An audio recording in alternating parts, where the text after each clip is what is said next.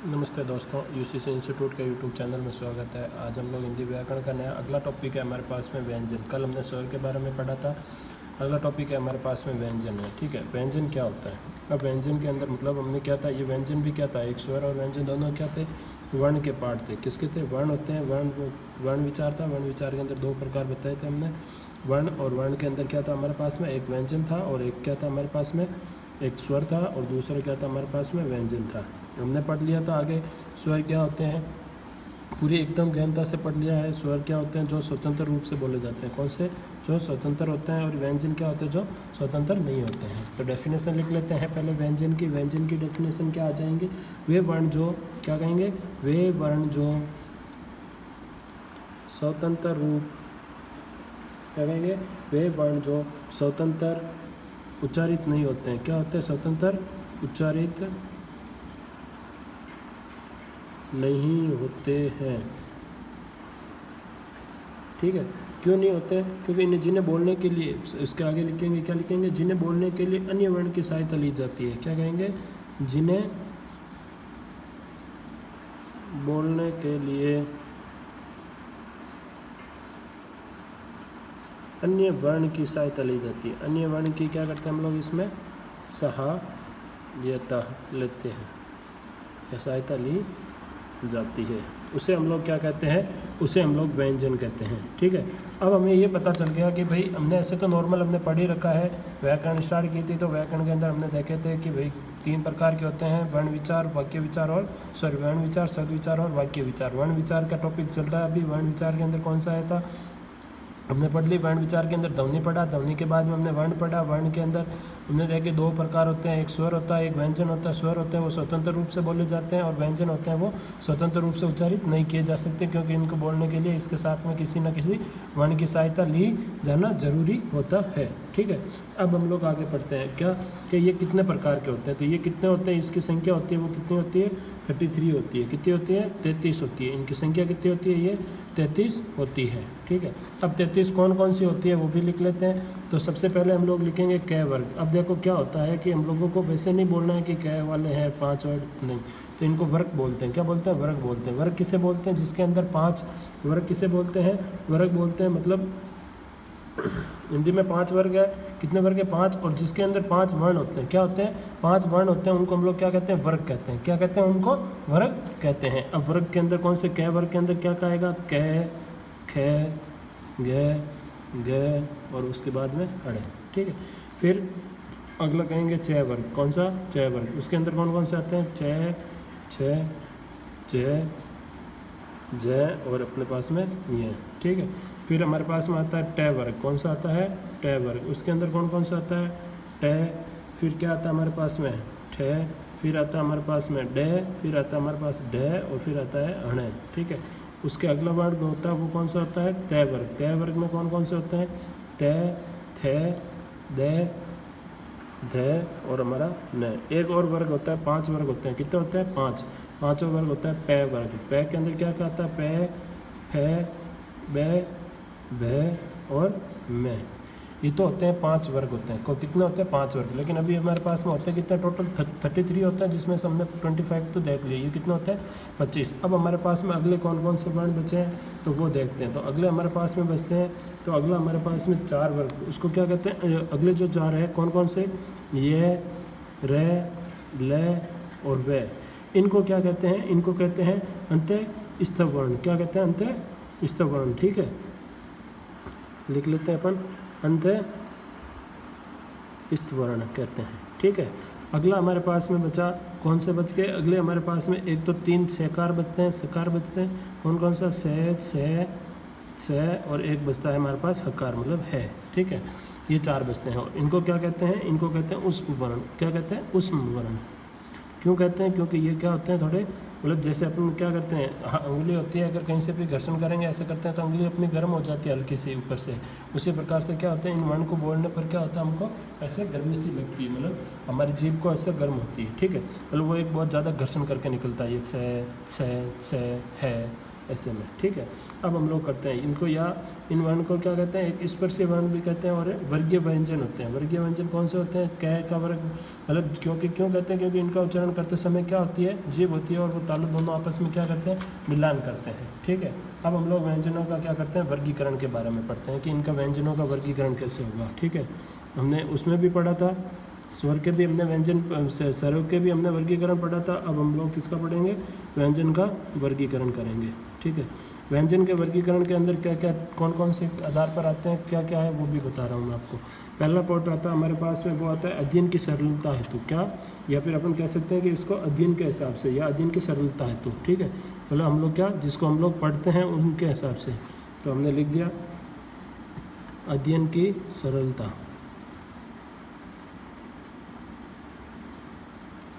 अध्ययन की सरलता हेतु उसको उच्चारण करते हैं। इसको कितने भाग में बांट रखा है, 3 भाग में बांट रखा है। कितने भाग में बांट रखा है, इसके अनुसार 3 भाग में बांट रखे हैं। 3 कौन कौन से भाग बांट रखे हैं वो बताते हैं। 3 भाग पहला बांट रखा हमारा वर्गीय, कौन सा बांट रखा है, वर्गीय स्वर, सॉरी वर्गीय व्यंजन, ठीक है। दूसरा हमने बांट रखा है, वो बांट रखा है अंत्यस्थ वर्ण, ठीक है। और तीसरा हमने बांट रखा है, वो बांट रखा है ऊष्म वर्ण। अब ये तीनों चीज़ें हमने देख रखी है ऊपर, जस्ट इससे पहले ही हमने देखा था। इन तीनों के बारे में पूरा गहनता से हमने अध्ययन कर चुके हैं। दूसरा है हमारे पास में प्राणवायु के आधार पर। प्राणवायु के अंदर क्या आएंगे, अल्प प्राण आएगा मतलब कम, और महाप्राण का मतलब क्या होता है, ज़्यादा, ठीक है। अल्प प्राण का मतलब क्या होता है, कम वायु का निकलना, और इसके अंदर क्या निकलेगी, हमारी ज़्यादा मात्रा के अंदर क्या होगी, मुँह से वायु का बाहर निकलेगी, जिस वर्ण को या जिस व्यंजन को हम लोग बोलेंगे तो, ठीक है। अब देखो अल्प प्राण के अंदर कितने होते हैं, ये टोटल नंबर कितने होते हैं, ये इसमें 30 आती है, कितने आते हैं, 30 आते हैं, ठीक है। और हमारे पास में बाकी के होते हैं वो किस में आते हैं, महाप्राण के अंदर आते हैं, ठीक है। इसमें कौन कौन से आते हैं, जो वर्ण वर्ग होते हैं हमारे, वर्ग का दूसरा और जो चौथा वर्ण होगा वो किस में आएगा, महाप्राण के अंदर आएगा, ठीक है। और उसके अलावा हमारे पास में जो ऊष्म व्यंजन होते हैं, कौन से व्यंजन, ऊष्म व्यंजन होते हैं, वो किस में आते हैं, महाप्राण के अंदर आते हैं। तो इसका मतलब अब हमारे पास में अल्प व्यंजन के अंदर या अल्प प्राण के अंदर कौन से आएंगे, वो आएगा फर्स्ट, थर्ड और फिफ्थ, जो भी वर्ण होगा वो आएगा एक तो, और दूसरा हमारे पास में जो अंतस्थ बचना था, कौन सा बचा था हमारे पास में, अंतस्थ, ये वाले वर्ण होते हैं वो भी किस में आएंगे, वो हमारे किस में आएंगे, अल्प प्राण के अंदर आएंगे, ठीक है। और बाकी के जो भी हमारे स्वर होते हैं, कौन से होते हैं, जो भी स्वर होते हैं वो सभी के सभी स्वर होते हैं, वो भी किस में आते हैं, वो अल्प प्राण के अंदर आते हैं, ठीक है। अब हमारे पास में आता है तीसरा पॉइंट। तीसरा किसके आधार पर डिवाइड करते हैं, तो थर्ड पॉइंट हम लोग आधार करते हैं घोष के आधार पर। किसके, घोष। घोष का मतलब क्या होता है, कंपन। क्या होता है, घोष का मतलब होता है कंपन। तो हम लोग ऐसे कह सकते हैं घोष या कंपन के आधार पर, घोष या कंपन के आधार पर। अब घोष और कंपन के आधार पर कितने प्रकार के दे रखे हैं, 2 टाइप दे रखे हैं। कितने दे रखे हैं, 2 टाइप दे रखे हैं। एक दे रखा है अघोष वर्ग, कौन सा, अघोष, और दूसरा दे रखा हमें सघोष कह दो या तो, या फिर हम इसको कह सकते हैं घोष वर्ण, क्या कह सकते हैं, घोष भी दे सकते हैं, ठीक है।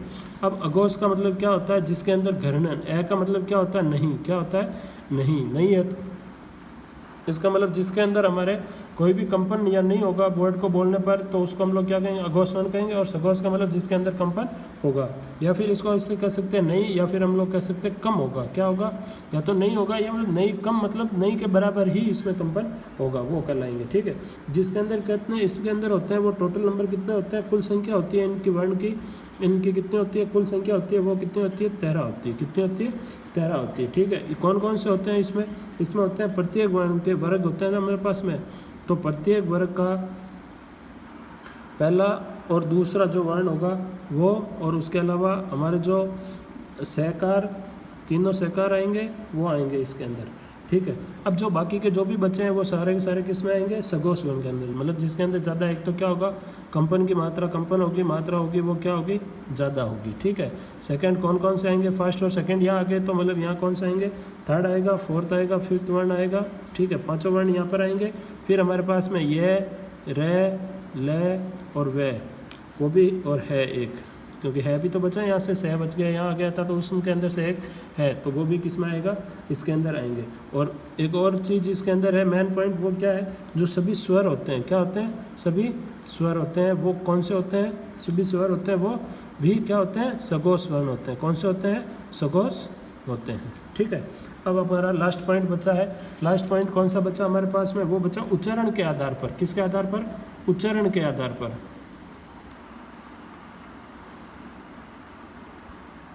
उच्चारण के आधार पर हमने इसको 8 भागों के अंदर पार्ट कर रखे हैं। कितने भागों के अंदर? 8 भागों के अंदर, जिसका पहला भाग है हमारे पास में स्पर्शी। कौन सा है? स्पर्शी। ठीक है, स्पर्शी के अंदर कौन कौन से? स्पर्शी के अंदर 16 भाग दे, मतलब 16 भाग है। कितने हैं? कुल कितनी संख्या है इसकी? 16 है। कितनी है? 16। कौन कौन से हैं?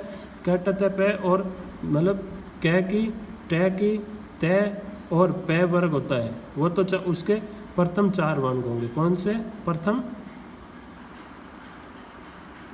4 वर्ण होंगे, वो सारे के सारे किस में आएंगे? स्पर्शी के अंदर आएंगे। ठीक है, सेकंड आता है हमारे पास में संघर्षी। कौन सा? संघर्षी वर्ण, संघर्षी व्यंजन। संघर्षी व्यंजन के अंदर कौन कौन से आएंगे हमारे पास में? इसमें सिर्फ संघर्षी के अंदर 4 होते हैं, और चारों के चारों कौन से होते हैं? से और एक होता है। ठीक है, 4 ये होते हैं। फिर हमारा तीसरा आता है, वो आता है स्पर्शी और संघर्षी दोनों साथ में आता है। स्पर्शी संघर्षी व्यंजन कहते हैं। इसमें कितने आते हैं? 4 आते हैं। और 4 कौन से आते हैं? च वर्ग होता है। कौन सा वर्ग? च वर्ग के प्रथम 4 जो होते हैं वो सारे के सारे किस में आते हैं? इसके अंदर आते हैं, 4 वर्ग। ठीक है, क्योंकि देखो हमने स्पर्शी लिया था, स्पर्शी के अंदर क लिया था, यहाँ पर च का वर्ण नहीं लिया था, वो वर्ग यहाँ पे काम आता है। ठीक है, अगला हमारे पास में है फोर्थ हमारे पास में कौन सा दे रखा है? वो है नासिकीय। कौन सा होता है? नासिकीय। नासिकीय का मतलब क्या होता है? जो नाक से बोले जाते हैं। ठीक है, इसके अंदर क्या होता है? 5 होते हैं। कितने होते हैं? 5, मतलब 5 होते हैं। सभी वर्गों का जो 5वां अक्षर होता है, क्या होता है? सभी वर्गों का 5वां अक्षर या 5वां वर्ण कह दो, 5वां वर्ण होता है वो कौन सा होता है? हमारा नासिकीय होता है। फिर एक हमारे पास में आता है संघर्षहीन, मतलब जिसके अंदर किसी भी प्रकार का कोई संघर्ष नहीं होता है और बिना संघर्ष के ही क्या होता है? वो वर्ण बोला जाता है। ठीक है, वो कितने होते हैं? 2 होते हैं। कौन कौन से होते हैं? वो एक तो यह होता है और दूसरा कौन सा होता है? वह होता है। ठीक है, और इनको अर्ध स्वर भी कहा जाता है। क्या कहते हैं इनको? अर्ध स्वर भी कहते हैं। ठीक है, अगला 6 वाला पॉइंट है हमारे पास में, वो है हमारे पास में प्रकंपित। क्या होता है? प्रकंपित।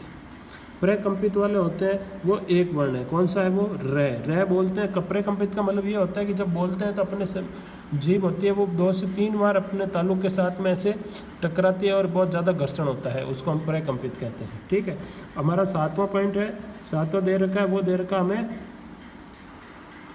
पार्श्विक। कौन सा होता है? पार्श्विक। इसके अंदर एक है। पार्श्विक में क्या होता है? एक। पार्श्विक का मतलब क्या होता है? मतलब पास में से निकल जाना। देखो पार्श्विक किससे बना हुआ है? पार्श्व से बना हुआ है। किससे? पार्श्व से बना। और पार्श्व होता है, उसका मतलब होता है कि पास में से निकलना, या बगल या किनारा कह सकते हैं। क्या? बगल या किनारा कह सकते हैं अपन, तो मतलब किनारे से निकल जाता है। वो कौन सा होता है? एक ही होता है। कौन सा? लय। मतलब जीभ हमारी जब तालु को लगेगी तो भी हम लोग उससे लय बोल सकते हैं। ठीक है, और लास्ट और हमारा 8वां है, वो कौन सा है? ताड़न जात होता है। कौन सा होता है? ताड़न जात। ताड़न जात कौन से होते हैं? वो 2 वर्ण होते हैं। कौन कौन से होते हैं? एक तो होता है अढय और दूसरा होता है अढय। कौन सा होता है? अढय और अढय होता है। Thank you so much. आप वीडियो को देखो, अगर आपको अच्छा लगा तो लाइक कीजिए, कमेंट कीजिए और आगे सब्सक्राइब भी कीजिए और आगे भी इसको लोगों के अंदर शेयर कीजिए। Thank you.